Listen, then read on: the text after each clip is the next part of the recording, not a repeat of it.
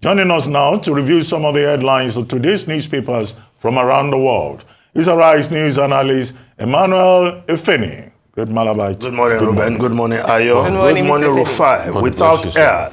Yes, we start the review with this day Nigeria's newspaper of record. We start with the lead story. At Supreme Court, Article List 35 will be 51 grounds to nullify Tinubu's election. Ex-VP false tribunal's refusal to void poll over doctrine of legitimate expectation. Says it erred in decision on electronic transmission. 25% FCT votes. Request rerun between Tinubu and him alone. Former Anambra governor wants Apex Court to allow appeal, set aside tribunal judgment, grant relief sought in petition, either in main or alternative. Yes, expectedly, Atiku Abubakar, the presidential candidate of the PDP in the last presidential election, and that of Labour Party, Mr. Peter Obi, are now at the Supreme Court to ask the Apex Court in the land to overrule the Presidential Election Petition Tribunal in their judgment confirming the election of President Bola Ahmed Tinubu. Well, this is the last bus stop, if you will. Whatever comes out of the Supreme Court will be the final result, and there will be nowhere else to go. But we'll see how the Supreme Court justices rule on this. They met the deadline, or even just before the deadline, they submitted their petition asking the Supreme Court to reverse the tribunal's judgment. Now, above the lead story, Dangote 650,000 barrels per day refinery to begin operations in October. Production to start with diesel, jet fuel. Petrol refining to commence on November 30. Says NNPC does not have needed crude immediately. Company to buy feedstock in dollars. Yes, the long-awaited Dangote Refinery will start producing come October, and start with diesel and jet fuel. And premium motor spirit will follow on November 30. Well, we'll just look forward to that date. But the Punch newspaper reporting this story is saying Dangote Refinery imports crude as NNPCL swaps oil for loans. Dangote expects crude from NNPCL November, begins operation in October. $3 billion crude for loan deals. Order puts pressure on local supply. Of course, we remember the 3 billion naira loan taken from the Afri-Exim Bank. Well, it will be paid with crude. And as a result, NNPC has further tied down its crude to the extent that it's not in a position to supply the Dangote Refinery from August, as it was earlier promised. So we look forward to the new dates, and we hope that will bring some relief by way of meeting local demand, so that a country as big as Nigeria, blessed with crude oil, can start refining its product at home, consume and export to other countries. Now, the Guardian newspaper, UN General Assembly, Tinubu seeks better deal to end extremism, Africa's exploitation. The President Bola Ahmed Tinubu having his day in the sun yesterday, 1 a.m. to 1 a.m. Nigerian time was when he delivered his own address at UNGA, the United Nations General Assembly. Of course, said all the right things. Of course, an ancestor of Aso Villa, Reuben Abati, has already given a pass mark. Speech well written, touched all the right points. But the president spoke not only as Nigerian president, as chairman of ECOWAS, and indeed, he spoke as a leader of the African continent. Of course, Nigeria is the giant of Africa, and President Bola Ahmed Tinubu put the right foot forward, and the issues he raised, which is categorized into 4 as it affects the continent. the rest of the world, especially the industrialized countries, must see Africa as a priority and ensure cooperation, put in place partnership that will be akin to the Marshall Plan that turned around Europe after the ruins of the Second World War. And of course, he was also asking for debt relief, and he emphasized the sustenance of democracy and asked that the rest of the world should help to restore democracy in Niger Republic, not Niger. Niger is a state in Nigeria. Now, the threat of violent extremism, he also highlighted the rest of the world needs to come and, of course, ensure that this violent extremism that is spreading across the region is dealt with.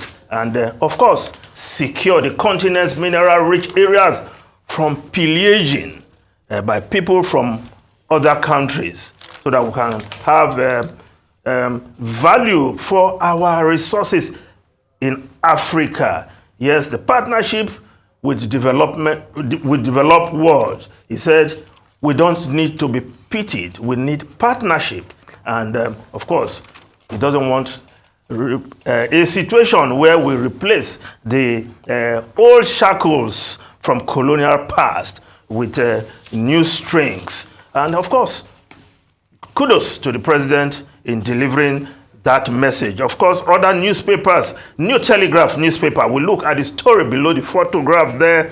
Second grid collapse in 5 days throws Nigeria into darkness. Power output falls from 3,594.60 megawatts peak at midnight to 42.7 megawatts at noon yesterday. Delta Power Plant had 41.00 megawatt of operational power. Afam 1.7.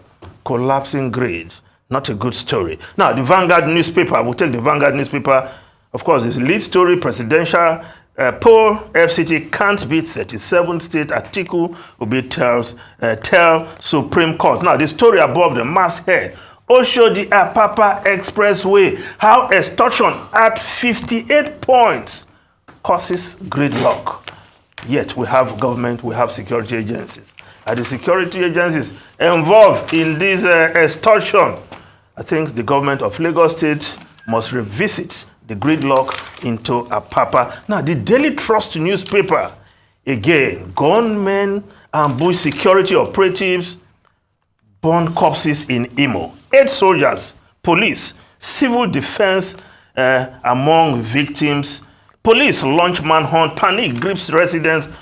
Governor charges security agencies. There were 2 Imo citizens on this program yesterday, and they were pressed for the issue of security. And they were saying, well, there's now security calm in Imo State, but this story tells a different, it paints a different picture altogether.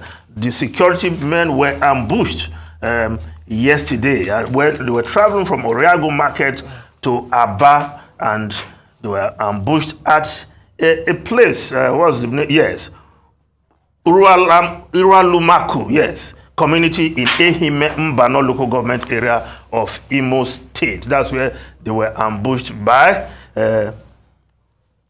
people who don't love this country. People who don't even love their people, the Imo people. And the security agencies, of course, must just take very serious, drastic action to bring these people to book. Now, the foreign newspapers, quickly. The Guardian newspaper, Tory dismay as Prime Minister seeks to soften net zero pledges. Yes, Rishi Sunak is planning to roll back on some of the government's net zero policies that impose direct cost on consumers. Of course, as conservatives attempt to create a dividing line with Labour ahead of the next election. So the next election more important than the net zero pursuits in the books of Rishi Sunak. The changes will include delaying ban on sale of new petrol and diesel car. That ban ought to have come into effect 2030, but it has been moved to 2035. They will drop plans for new energy efficiency targets for private homes, amongst others. Well, now, we look at the other foreign newspaper there, the independent newspaper. Brexit bombshell. UK could rejoin EU as an associate member. France and Germany, they have a blueprint to bring in Britain back into the fold, but this time as an associate member. Ruben, Rufai, and Ayo. We noted them. No, but Starmer, Sir Keir Starmer, Yes. The Labour leader. The Labour leader. I said, no, that's not going to happen. Even if it's a revamped EU, the UK will not join as an associate member. But in any case, there's so Never much, say never. well, there's so much politics That's a in the 007 air, movie. in the UK ahead of the next elections. But what I find curious, which I had referred to earlier, is the Prime Minister, and he's going to address that, we're told on Friday, saying that this net zero emissions thing by 2035, that it will have to be in 2050. And why is he saying that? He says it will impose costs on households. And this is the whole point we make here, again and again, about the hypocrisy of the West. When it is convenient for them, they will shift the goalpost. And so because of elections, all this talk about COP28, net zero emissions, and all of that, thrown overboard. The Western world will just do what is convenient for it. And this is a clear demonstration. But the main point in President Tinubu's speech is about global solidarity, partnership, cooperation, so that other parts of the world don't suffer as a result of the failures of the privileged parts of the world. Well, thank you, Emmanuel Ofeni. I understand we've run out of time.